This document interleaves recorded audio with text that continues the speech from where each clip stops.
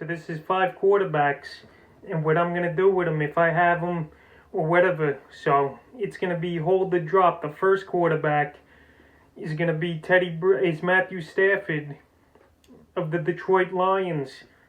And I'm going to hold on to him if I have him on my team. We've seen Stafford. He put up a couple big games this year. Last week he had a decent fantasy day with Stafford.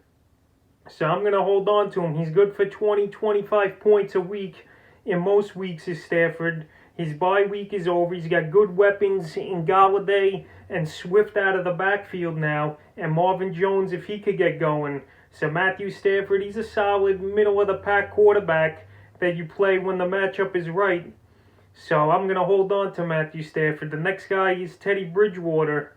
And we saw him last night. He didn't look too good. He took a big hit versus the Falcons. And Bridgewater, he had a disappointing fantasy day. He only had 14 fantasy points. Was Bridgewater. I know Christian McCaffrey's coming back and all. But Bridgewater now, I just don't trust him. He's got a tough schedule coming up with Kansas City and Tampa the next 2 weeks. So I'm going to drop him, is Bridgewater. Last night, you thought he would have a big monster game versus a crummy defense. And Bridgewater didn't. So if he's on my roster and I got a better option, I'm going to get rid of Bridgewater. The third guy is Cam Newton. We spoke about him a few times this week. And I said to cut him, and I'm sticking with that. Cam Newton, he struggled the last 2 games. I don't know if it's because of COVID or because teams are taking him serious again. But anyway, people are listening to my advice. And he's been dropped 22% off of rosters this week. He's still 66% owned. That number's still a little high. I think he should be about 55-60% owned is Newton. He's got Buffalo this week, a pretty solid defense. And there's better options out there to start this week and for the rest of the year than Newton. Because he's got some tough games coming up too. And I don't know what's going to show up. Last week, if you started him, he had negative points. And that's something you don't want to see or happen at quarterback. Because you're not going to win many games. The fourth guy, if I'm going to keep him or not, it's Ben Roethlisberger. Big Ben, you know he's in a high-powered offense. He's got a tough matchup this week. So some teams might have dropped Ben. He went down 4% in ownage this week. He's still at 82% owned. But Big Ben the last 2 weeks, he hasn't shown up in fantasy purposes. He had 13 versus Cleveland. And then last week versus Tennessee, he had 16 fantasy points.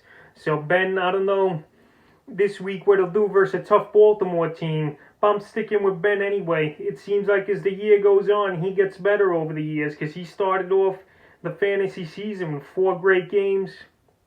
I think Ben will get it together. So if you have him, keep him. He's still a top 12 quarterback, I feel. And the last and final guy, if I'm going to hold him or drop him, is Jared Goff for the Los Angeles Rams. Goff, he's had a couple big games and a couple dud games this year in fantasy football. Last week he had 20, and the week before that 18. Then he had 2 games over 30 this year as Goff. So he's a decent quarterback. He's got Miami and then the bye week. So you might see teams going away from Goff as the weeks go on, especially next week with the bye. But he's a guy to keep because Goff, he has those big blow-up games, 3 or 4 of them a year where he's going to score over 35 points or 30. So Goff, he's a solid quarterback with decent weapons.